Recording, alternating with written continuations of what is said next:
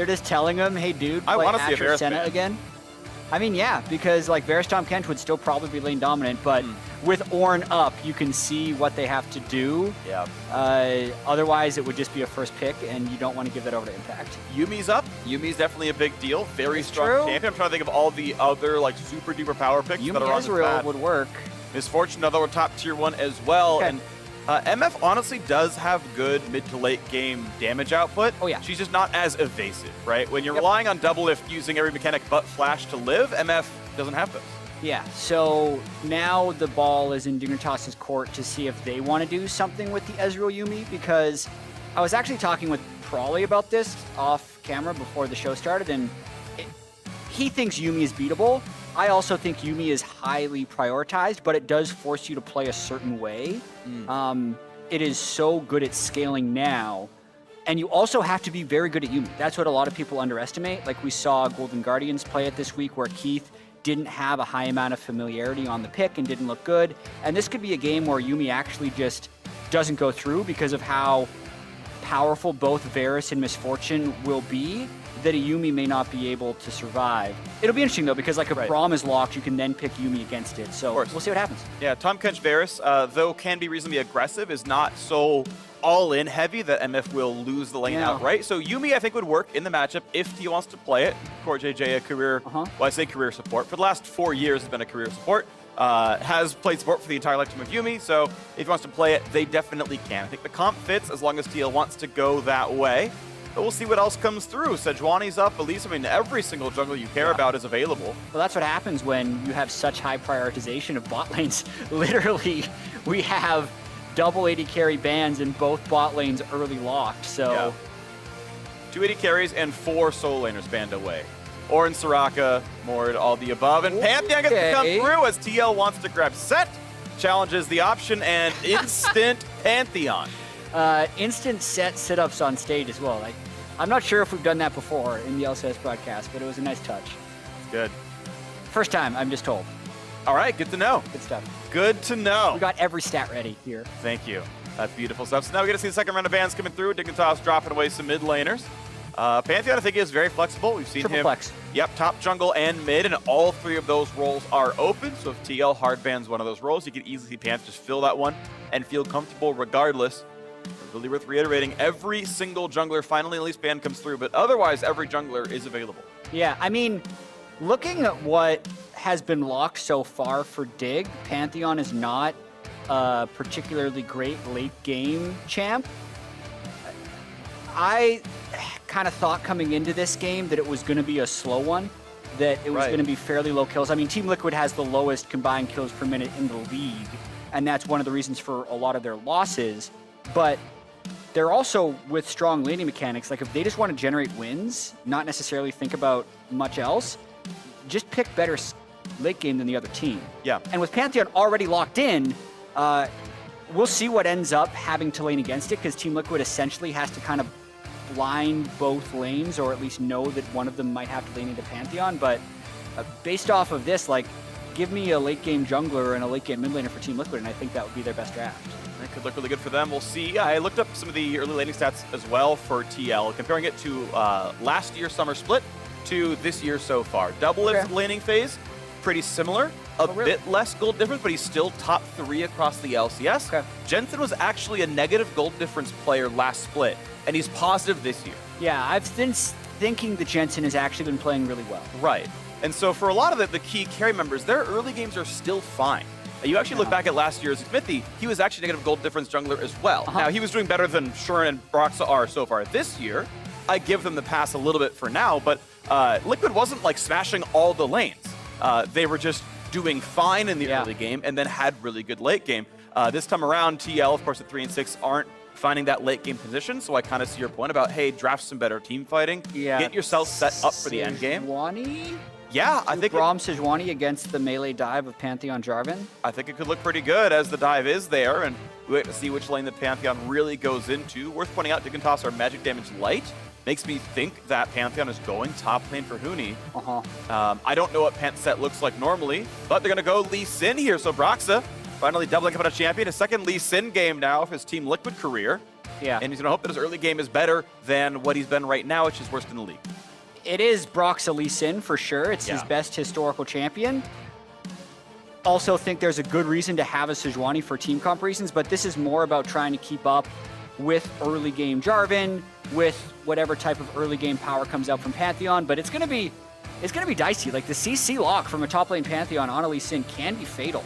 So it's gonna be difficult, I feel like, for Team Liquid to generate fights and engages, whereas Dignitas has Panth, Jarvan, Varus to go with. So also wanted to point out the Froggen Viktor. It's because of an Orianna ban. Yeah. But he has 5 Orianna games, and I have this own like crusade to say I like Froggen's Viktor more because all their games go late and it's more reliable late game damage. So good backup plan, Froggen. I like the Viktor. Good backup plan for the Viktor. You can see Dignitas go up to 6 wins. If they can take this one home, that'll look really good for them. They'll only be 1 game behind second place, which is FlyQuest. Of course, a lot of ground to make up against Cloud9. That's maybe not happening in the regular season, but you can certainly fight for standings now. Top 2 is nice. Top 4 gets you into the upper bracket in the spring playoffs, and that's a good start. Dignitas in striking distance of that. Team Liquid on the outside of playoffs right now. They do need to shape up. It's the second half of the split. They've got 9 games to play. Every team wants. They got to make up at least 2 games off the rest of the pack to get in there. And I can still foresee it happening if they pull things together. I chatted with Broxah really quickly before this game, and he's like, it obviously sucks to get thrown in this late into the split, but he's also like, I've had bad starts to the splits before. Literally just look at Fnatic last year when we started 1-5, and we were able to improve from there. So none of these players on Team Liquid lack having bad starts in their past, so all of them have pulled out of those bad starts. Yep.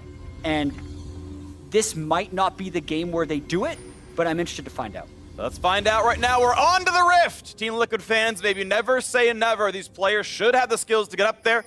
Dignitas, though, have been a very pleasant spring split team so far, a winning record, and they could end this week 6-4, tied for 3rd. After playing Liquid the 2nd time, as Huni is spotted out, but there's not a lot of crowd control on those champions, so they can still walk away. That was really close to actually being able to tag him with the Q over the wall, but no one had warded the tri-brush, so they didn't actually know Huni was in range to get hit by that Braum Q. Not much doing there, but that does mean Dig will be able to scout the red side jungle of TL.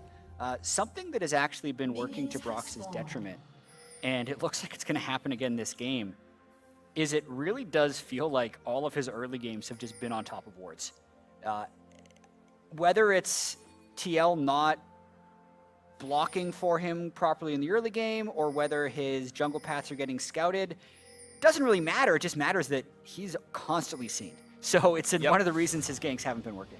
Yeah, as I mentioned in the champ select, he's got some of the very, very worst early game jungle stats in the league.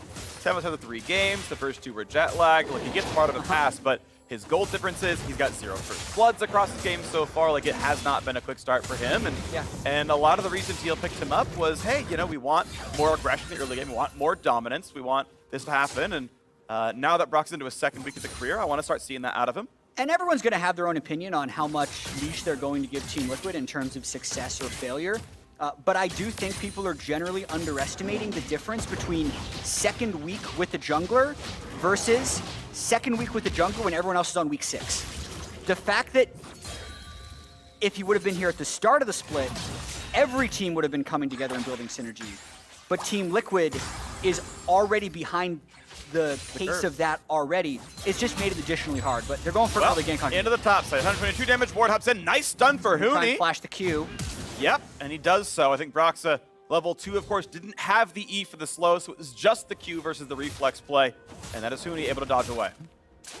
So, now that Huni is flashless, trying to play aggressive on Pantheon is going to be extra risky. Grig finishes his first 4 camps top side, and as you can see, running towards top tri-brush up to the top river as well. Doesn't have a spare ward to put down to help his teammate, and knows that Lee Sin isn't around. But yeah, Brox is on Gromp, right? And he can do Wolves and still end up top side, so Lee Sin is always only 10 seconds away. Yeah. May see more action, and actually now with the Scars Bloom popped, as these two trade, the junglers know where each other are. Grig was directly revealed, and the Scars Bloom himself gave away where Broxah was. And Grig loses out probably both scuttles here, because Jensen was pushed up in the mid lane, so Broxah can take that, but the fact that they both met top lane means Broxah can very easily go scuttle to scuttle as Grig tries to clear Krugs. First scuttle actually doesn't have a massive amount of experience, so it's not this gargantuan lead, but it is a nice thing to be able to do as a jungler. And right now, Huni needs help pushing out top lane. They don't know if Broxah can make that brush or not, and so Huni is unwilling to fight for the wave until Grig is there. This kind of tells Impact that Grig has passed back to top side. Well, in a lot of cases. It is Huni, right? True. I would say other top laners would only do this with their jungler. Oh, he's there. Yeah, and Impact has to flash the flag, but weirdly enough, Huni's a guy who will just push in the wave if it's in a bad position, whether or not a jungler's there. Yeah. But Huni was also AFKing the wave for the last 35 seconds while, like Grig went to Krugs, and Huni's sitting there in that brush, like, waiting for a jungler. 30 seconds later, he's like, thank you for finishing the half the Krug camp. Can we shove the wave in now? Yeah. They get a flash out of it, so I can't hate too much. It's worth both flashless. Yeah. All right, so that came out there. You got kind of the half camp lead for Broxah as Grig wasn't able to finish the rest of Krugs. Huni needed him. I'm just not sure. Like, I really want to, at some point, spend time thinking about that interaction. And, like, should Grig have just shoved in the wave the first time? Right. Or was Broxah being top river making that too scary, where the 2-on-2 is bad? And you have to give up, like, a wave and wait till he leaves and pass somewhere else and then shove it in. I think early game Lee Sett is just too scary if you're a flashless Pantheon. That's my guess. Sure. It's also putting Grig in this situation where we talked during Grig's first game this week, actually, about how, like, there is these two different versions of Grig. There's the one where he is kind of a slave to his lanes and not doing his own thing, versus the one where Grig is able to go around and make aggressive calls. And, like, the top lane situation with him burning his early flash and making sure he stays top side, like, it makes it so Grig can't do anything. He needs to be up there for the later protection of Pantheon, and both Scuttle Crabs just go over to Lee Sin. So at least at the start, it is advantage Broxah in what he's been able to do on the map. Well, a couple resets come through. We do not. Huni had to burn his flash first, which means Impact's flash comes in later, so we might see aggression top lane a little bit down the line. Top lane farm is caught up after Huni recalls and comes back in, but it's going to slow push back toward Impact here. Overall farm lead is with the Sett. You can see a 300 gold lead on TL overall, some of that mid lane. Otherwise, a little bit in top, with the rest of this wave waiting to be farmed as everything is pushed down, and Huni's going to feel comfortable at level 6. Might see him roam soon. Yeah. Could see an alt bot lane since his teleport is also available. I think Grig should stop. Okay, thank you. He Qs 3 of them. Out of the last one? Okay, fine. If you're going to recall anyway, just attack it once. I mean, really, right? It's 9 gold. There's been so much gold moved into the mini and medium Krugs that if you're going to do Krugs, you kind of want to stick around there. Good ward by Huni. Again, Broxah just spotted out. Yep. Very standard top lane ward. If you can ever get the push in and you're able to get down to the river, go ward Braum, try to track the jungler. Smart by Broxah. You can see he walks into top lane Travis before recalling. He says, okay, you saw me path top side. I probably recall here, but maybe I walk around to something else silly. Maybe I go for a lane gank. You never know for sure. It takes him a second, but it creates a little bit of uncertainty on the opposing side. You could see Johnsun there actually needed to teleport back to lane for the tempo. Doublelift had already been able to get off a good BF sword recall and had made it back in lane, so we'll have no teleport for a Rift Herald swap play. That's always the small victory you're going for if you're not taking a teleport bot laner, is to try and get that teleport out before the objective fights happen. The small benefit of MF as well, 63 movement speed out of combat, more or less, with your W. And now as they look, ooh, that is Broxah seeing Grig. Equal level in these players, but Jensen's come out of mid lane first and can threaten with that bubble to find kind of a play. Big fight. Definitely could be. The recalls are already in. Jensen pushed back. 1,500 health on this Drake.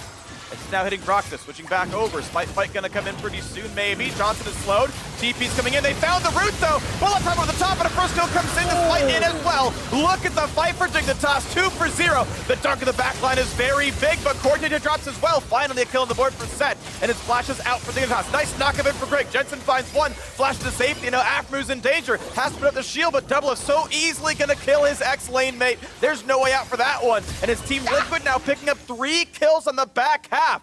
Lose the Drake, but grab an extra kill. So many flashes for the Zoe at the end of that fight, but yeah, we knew it was going to be a big fight. The thing to point out is the Smite Steal did go over to Grig, so that is Cloud Drake for them, and they got a kill onto Broxah, so he's going to be waiting until level 6. But the eventual fight went to Team Liquid. Watching this one more time, both junglers end up getting put in a bind because they kind of need to take this Drake.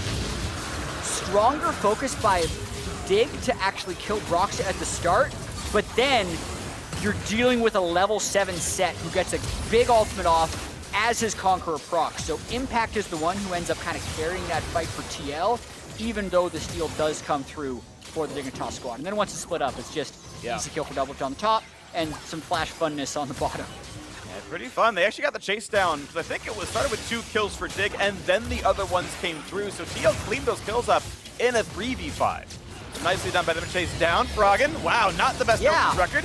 Spent a lot of time in bad teams. Now the team fight comes in again. Great rumble. Aphromoo very, very low. Flash to safety. Here comes Pantheon over the top. Gets some backline access. Doublelift does go down, but already a double kill for Jensen. The chase down Grig is gonna drop, and Team Liquid get a 3-for-1 team fight. Yeah, a couple donations there by Dignitas when you're Pantheon ulting into one of those basically lost fights. Huni actually ends up getting a 1-for-1, but far more kills coming through for TL. I'll have to see what the map state was when Dig started that Herald. Like, yes, they were able to get it, but they were not in position for the fight. And Gravity Field stops him mid-Q. That could have been a kill for Broxah, I think. Oh, man. If you waited on the Q, that was maybe an execution, but now Huni wants in. Empowered Qs in 1 second. Bam! Bunch of damage. Ease forward. Kick back, but Froggen's almost in range. Think they can if he has this snipe! Ooh, gets a bit of damage. Jensen just gets away. Whew! Yeah. Big bounty on Jensen as well. He's starting to get a few of those Zoe kills. It's going to make it really difficult for Froggen to lane against it at this point, but Dig is pushing the tempo. I mean, Huni on Pantheon is making stuff happen.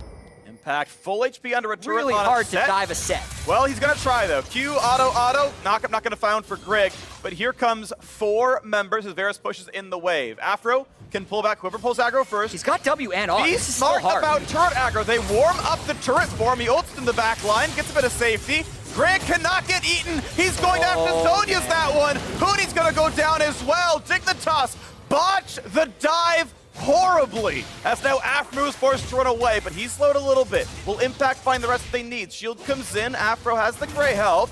Goes for the stun. Big damage coming in. When will he pull this? Has to do it now. Might be on cooldown. Here comes the second Q. Goes in for the punch. And Aphro won't quite die. He stopwatches. No skill shots left available, but Dignitas just give away a 1-for-0 and lose 2 stopwatches. I thought Broxah was going to die on that, but if you look at the overall tempo of the map now, it's hugely in favor of Team Liquid. Yes, it was a botched dive, but Impact played that about as immaculately as he could have, utilizing his R and W, never wasting his W until it was going to give him a large amount of shield and damage.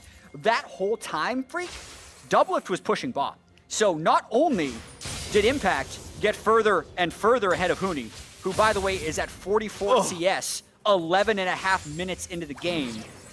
It also meant Doublelift got an XP boost. So this is one of the best early games TL has had all year based on results. Watching it again, it's just super, super hard to dive a Sett. Like, unless they can actually CC block him. Just wait. Don't pull turret aggro. Wait till the wave is pushed in. Yep. Grig go for the turret. Aphro take the turret. Now the turret's warm, by the way, so it does 25% more damage. And so Grig has a stopwatch. Yeah. And Huni's already low. And no one can chase through, because no one actually has the damage to kill him, right? They're running a Cinder Hulk Jarvan with a Phage Pantheon, a Tahm Kench, and an Unblade of the Ruin King Varus. That is actually not enough damage to kill Sett, weirdly enough. Nope. At least not when the turret's helping that much. So, Herald is summoned topside. That is one thing that Dignitas got, and they will be able to knock down this turret as a result. Gold is shared across everyone. Grig stayed within the extended radius of gold, and the support, of course, in melee range there as well. You see Teal getting pretty close down to the side. The turret's going to drop before too terribly long, and that's without Herald, because, again, we talked about what happened earlier, where Double didn't have to join the squad, but Dignitas are still pushing. You don't always get to see the second turret attempt, and this is going to be maybe a decent dive. Q's going to land, pulled back in. Huni's going to feel fairly safe. Jumps up to drop turret aggro, and with the new wave, they will get a second turret, so positive stuff for Dignitas. Gets 2 turrets on the board. Yeah, first turret bonus, as well as a 2-for-1 on those turrets. Feels pretty good temporarily, but again, that gold is spread pretty evenly, whereas Doublelift was able to farm pretty well, and this means an Ocean Drake goes over to Team Liquid. So nice, but still a lot of catching up to do for Dig as baby. Good cleanse. All right, Froggen is safe. You mentioned the specific gold on Doublelift. He's 500 over Jensen, and Jensen has 3 kills. That is turret gold at work for you right there. So MF definitely coming online. A lot of cash in her. 1,400 gold right now is enough for Berserker's Greaves, then almost Warhammer. So probably he's going to wait till he can finish that off. And then, actually, just Pickaxe is going towards IE next item. And now Jensen going to take a bit of a slow. Decent damage out from Froggen. He'll live through this, but pretty good trade. I mean, Froggen's doing Viktor things this game. He is. It's just this weird mismatch of the way the game is playing out, where Huni and Grig are flying around trying to fight all the time, and Froggen's like, hey guys, I'm Viktor, let me wave clear and farm. And then team fight late. Yeah. And his mistakes have definitely cost Dignitas there. I can't fault them for the Drake fight. I think that was fairly smart. Like, okay, they ended up going down a kill, but that's okay. They got first blood gold. They got a Drake out of it. Seems all right. It's the top side that really went badly for them. Yeah. On, I think, what was the back half of a Herald play or something like that. Yeah, we've seen a few teams try different answers to Sett, because obviously Sett was the first soul lane or locked in. You could surmise that it was going top. It's basically only TSM who has flexed it into the jungle position so far this year. So we've seen Cassio's in Academy. We saw Vladimir yesterday. We've seen some Kale. Pantheon seems like one of the worst so far. I agree. Because you're not winning any of your all-ins, because it's Sett. Yep. And you're not poking him out. You're not outscaling and you're not outranging. So the more I think about it, the worse it becomes. Yeah. So here's my opinion on why it could be good. Yeah. I assume Dignitas and the players and analysts have brains. Is that it's meant to just shove then roam. It's meant to be like, hey, sure, I'm just gonna leave and I'm gonna join this gank with this Jarvan, and we're just gonna go kill Zoe constantly. We're all just gonna chain gank Froggen, and it's gonna be great. Unfortunately, that did not happen. But I can see like that being the logic, right? Sure. Well, we're just gonna win around ult cooldowns. Yeah. We're just gonna go alt bot. We're gonna go fight it mid. Yeah. I mean, there is also a reason that Pantheon was 100% permabanned at the World Championship in 2019. Yeah. It's been nerfed since then, but the early game flexibility and proactivity can be very good. But oh my goodness, is Huni behind in this game? He's really the same level as CoreJJ. Ouch. Yeah, same as his support as well. 8's down there. 2? Okay, he just got to 9. Okay. He's only 2 behind Impact, but that is a lot of levels at 50 minutes in the game, as the top lane is now under fire as well. They won't quite dive this. He was nearly stunned out. Use a few minions down, but his turret is on its last little legs. Jensen has to be a little careful mid, because it is 1v3 as Impact is off pushing away. Maybe Dig is looking to force something. And ultimately, nothing really picked up. Weirdly enough, Freak, Pantheon's a pretty good support. Great. He has good gank assist, and the utility of 3 seconds of directional invulnerability makes it so you don't necessarily need high income to be able to buy space in team fights. Right. So not a bad solo queue pick. I don't know if we'll end up seeing it in Pro. Huni will need to try and find effectiveness with a low income Pantheon in this game. Yeah, it's a shame that he has all those attack damage ratios where you really want money to be a damage. Yeah, true. I feel like I see your point. I'm going to posit that I'd rather have an Alistar than a auto-filled Pantheon support. Because let's be real, I feel like if you want to win, like maybe I'm wrong, right? And he's actually like a 70% winning support and everyone should play him all the time. But I feel like if you're filling the role of a tank and Alistar exists, play Alistar. Can Alistar ult from bot to mid? He can ult and then walk to mid. It's not good. I see your point. I do see your point. There is stuff there. Very rarely have I seen a lot of these supports actually transition and do well. Yeah. TF support, Irelia support we saw in the LCK once. Okay. Just ends up not quite. Panth is definitely better than both of them. Okay, that's good. All right. Well, I'll take it back for now. Nice one! Woo! There's the Broxah Lee Sin. Sejuani can't do that. No, she can't. That was awesome. Broxah single-handedly takes down a champion. That's going to be mid lane cracked wide open for TL. He also had the Rift Herald, right? So he did the control ward jump. Yeah. Then he had to place this, and they're taking 2. They're getting 2 for sure, and they almost found some more kills. The Drowsy, it's only a minion. You can see Team Liquid completely taking over. Almost a 4,000 gold lead. Actually, more than. 18 minutes in, this is an absolutely massive lead. Maybe their single highest of the season so far. This is the Liquid that people expected when they came into the year. Yeah, I mean, maybe the FlyQuest game had a higher goal difference because their Rift Herald play went extremely well there, but that's true. There haven't been that many good early games by TL3. I think a lot of this one does come down to like winning the team fights when they happen. We might end up seeing more here as they're going for mid priority while Infernal Drake is up. It's kind of hard for actually TL to force things unless Broxah makes another one of those kicks. A lot of it is like waiting to see if Grig and Huni ult in. So what we may end up seeing in this game, Freak, unless Huni and Grig really feel like they have to fight, is 10 more minutes of Drakes. Yeah. Because that's the timer for TL to get Infernals. But chat, this is Huni and Grig. Of course they feel like they have to fight. They might. So we may see it happen all the same. Here comes an attempt. Sleep is there, but with the barrier in the way, Jensen can't get in the range. There is the Infernal grabbed up. 10 minutes. Mark your calendars. 19 into the game. At 29 and a couple of seconds, Team Liquid can have the Infernal Soul. We'll see if it takes that long. We'll see how the game plays out. Liquid can keep moving across the map, right? Like they're denying vision in the jungle, they're stealing blue, they're pressuring top lane turrets, so they're gonna try and get the outers down so that they can have 6 turrets down by the time these Drakes, but my gut is telling me that unless Dig try and engage, we're probably not seeing many more kills until the next 2 Infernal. It's very likely. I know your point about waiting to see if it's going to be Grig or Huni to start it, and maybe it will be at some point. And we'll see how close the farm gets. We'll also kind of mark the calendar and say, okay, look, it's a 5,000 gold difference. So if there isn't action, is TL growing the lead by catching more waves or knocking down more turrets or, you know, poaching camps from the jungle? That's one other thing we'll track, but that's going to be kind of our inflection point right now as we crest 20 minutes into the game. Does it go bigger or smaller than 5,000 gold as we move towards Baron spawning and that 3rd and 4th Infernal Drake? Yep, make sure you also tune into Monday Night League Lounge or Bud Light League Lounge after Monday Night League tonight. Twitch.tv/Bud Light. There you go. There you go. I too can read chat. We have proven that we are both literate. Also wanted to point out the nice synced recall by TL right there. Everyone made sure to pick up control wards. I would say that the 2 control wards on everyone would have been the coach's call, but the player's call said, you know, I'm just going to make sure I have at least one.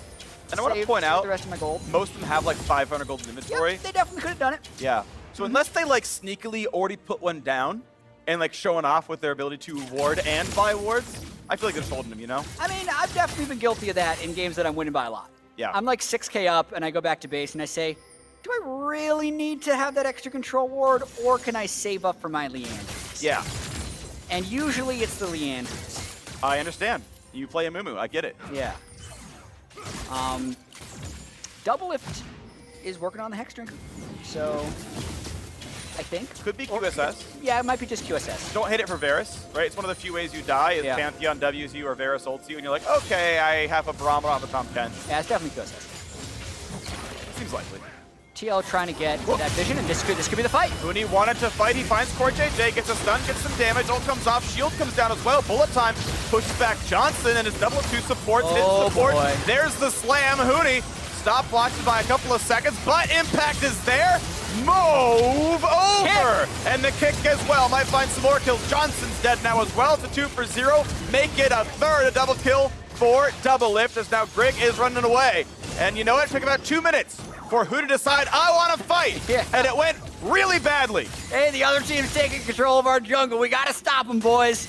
I mean, ultimately, TL was going to pressure Baron with all their control wards, but now they just kind of get the Baron because that fight was not going to work. They saw the slight split-up opportunity, but they really just did not have the item thresholds. Jensen zoning out Grig now as the rest of the team take Baron. I mean, they focused the stone plate drop. Of all partners to pick, it is, I think, literally the worst possible one. Nice pickup for Jensen. Now, I will say that Team Liquid did leave the Dignitas jungle. They pushed him out of the jungle and said, hey, go take Baron instead. So, you know, it gave time to farm chickens, maybe some Krugs. So, silver lining for Dignitas, I think. Yeah. They're now down 8,000 gold. It looks like Team Liquid is having one of their better games. So this is more, as you mentioned earlier, the type of Team Liquid we expected to see. Dig is also having a fairly rough game, because you can see here, like, Huni was hoping to get on Doublelift, wasn't in range. CoreJJ was the target that presented itself, but they ended up burning so many cooldowns there, and then very good timing by Impact, knowing that the E on Pantheon was down and that he would be unable to escape once they go there. The second great kick of the game by Broxah right there as well to get the kill onto Johnsun. And then at that point, there is just no damage left on Dig, and they can chase down the rest of the kills. The call is, okay, don't chase, don't dive their inhibitors. Just go ahead and take down the Baron. They get that one, no problem. The gold lead is now almost 8,000. It took us 3 minutes to get to this point. Dignitas opted into a fight. Maybe their hand was forced because Baron is being set up. But regardless, a 3-0 plus Baron means Team Liquid is even farther and farther and farther ahead. Doublelift and Froggen, MVPs have damaged that fight. Sadly for Johnsun, couldn't do a whole lot after being kicked back by Broxah. Jensen working on the one-shot build. He's got the Medjais and the Lichbane potentially on the way. Having a very potent Zoe game. Yeah. Interesting here how they are pushed top. Trying to maximize this Baron power play with a minute 30 left because Infernal is up, so they are delaying their potential Infernal Soul. Maybe looking to win here if they can get the right type of pick. Sleep comes in. Huni, though, going to tank the paddle start. Nicely done on that side, at least. But the siege can continue pretty easily as mid lane is now reinforced. Broxah shows up. They're not going to send too many of TL there as Dignitas were already in there to knock down the wave. As you mentioned, Infernal's alive. We'll see when TL wants to go for that one. Yeah, a lot of times teams will like sneak one person down to Infernals, so it seems like you're still threatening with enough teams and you're kind of chipping the turrets, but it looks like TL is feeling fairly confident. They're having a hard time syncing these waves to hit at the same time. Like there's no cannon up top lane while the cannon hits mid. They're not getting a huge amount of damage down. It's down to half HP. TL definitely playing it very slowly, very pokey here. They do miss 3 flash from the squad. Only Jensen and Core can get away from a hard engage. That is what Dignitas wants to do here. And Core takes some damage, but he's still going to stay reasonably safe. Grig at half health, though, just tanks a battle star. Yeah, it looks like they just want to break this turret and then maybe turn for Infernal. This turret's definitely gone. That was going to knock down. Inhibitor was going to be pretty much a freebie then at that point. Team Liquid still staying to knock down some minions. Huni gets some damage on impact, but again, that Sett is very tanky and walks away safely. Mid and Hick is cracked. Broxah shepherded in the bottom lane. That's going to be coming in pretty soon here as well as TL simply push forward, knock down minions, and try to push back Dignitas. Still, the Baron is timed out, and now that it's gone, looks like they've maximized their push efforts and have gone to the Drake. Yeah, so reasonably effective Baron power play. The 5,000 gold we talked about 6 minutes ago has now grown to 9. So a pretty effective game from TL so far. There's no need to close out really quickly. There's definitely the off factor when a team can take a 9,000 gold lead or a Baron to end, but as long as they're stacking up towards an eventual Dragon Soul, and when you look at these team compositions, like the Sett, MF, Zoe scale well enough against the Varus, Viktor. The fear would be a really late game Viktor, just kind of like one-hitting the Lee Sin every time he pops in, but for now, Team Liquid doesn't have a need to rush. Yeah, and I think it's interesting. I kind of want to spend a couple seconds thinking about the Team Liquid shot calling there because it's, okay, we're not playing aggressively. Like, don't give them the chance at a pick into taking a Drake. We're going to maximize our Baron time with sieging. Only once Baron is gone, then we'll go back to Drake. Sure, the Drake kill was delayed by about a minute and a half. That's not a game-breaking issue. As you mentioned, the scaling difference is not very large. You can wait a minute and a half for a Baron, for a soul, right? Not a huge difference. But hey, let's make sure we get 1 or 2 extra waves of siege with Baron. Yeah, that seems worthwhile. Yeah, because to be fair, like Team Liquid doesn't have good initiation with the composition. So them actually breaking the base is pretty difficult from a setup position. So you need those Baron siege minions to do everything they can because they only last for so long. So I don't hate what TL did there. It's one of the nice things, or I guess I could say interesting things, you're allowed to have your own take, about 2020 League of Legends, where there's actually a lot of power in neutral objectives, right? It's like, less and less of the game is about direct sieging with champion power, and it can be, well, it's Baron setup, or it's 20 minutes of Drake control, and maybe then the Elder afterwards if it needs to happen, but yeah, they can control the middle of the map and keep their opponents at bay, and that way it can work as well. Huni comes in for a stun and a CoreJJ, doesn't get a whole lot done. Now Grig wants in, finds a knockup, but again, it's on the tank support. They accomplish nothing and lose half their health bars. Bullet time comes down. Yep. Did clear the wave though, so they will probably be able to get their health back before deciding to contest this next one or not. They might be ulting in here. Huni's thinking about it. They're going. Is in the bottom lane. This is now the go moment. Can it work now for Dignitas? The Cataclysm back line. Big damage over the top. Jensen jumps out. It's a 1 kill, but now traded back. Huni's going to be dropping probably as well, as Dignitas now only have 3 versus 4. Kiting away as best they can. Getting a bit of damage down as the bottom turret is broken here as well. 1 for 2. The divers do die, but it has repelled the TL push, and the turret's alive. The extra benefit is they took 10 stacks off of Jensen's Soul Stealer. Yeah. They got that Zoe down, and he had a pretty sizable bounty, so not the worst. The problem, though, is Baron is up, and the enemy jungler is down. So TL can just do it. Yeah. In terms of raw gold value, I think Dignitas with a shutdown there as well arguably won the fight in gold, but the game is not just gold, it's also map positioning, champions alive, and as you mentioned, Baron is on the table. Aphromoo would need a miracle to steal. I don't think it's going to happen. Q's going to land, get away from now. Baron goes over yet again to Team Liquid. Second Baron of the game, only 1 inhibitor turret remaining, and 2 minutes left for Infernal. Watching this one more time, you could see Dig coordinating with the Huni off the base, and it's timed really well, actually. Jensen had just shifted in with his R, so he's doing everything he can to escape, and they are able to burst him down, right? With the Viktor following up on top of Pantheon and Jarvan, but they're also in the situation where they're diving past a Sett. So once you push that far, no one else can pass the Sett line that Impact is holding. 1200 damage. Plenty done there. And hey, good damage by Jensen with the poke before that point. But yeah, pretty spread out damage fight this time for Dignitas. Huni did get the shutdown gold. 1,000 went to him.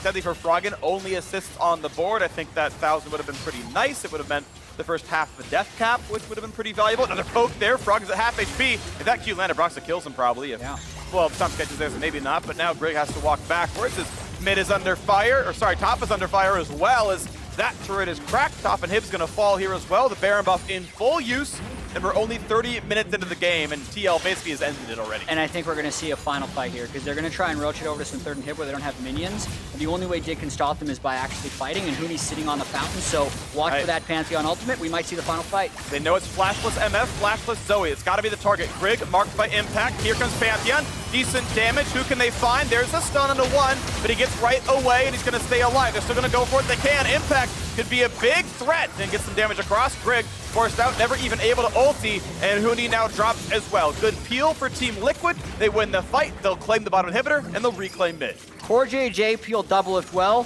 but Impact actually won that fight. He held off the entire Dignitas backline.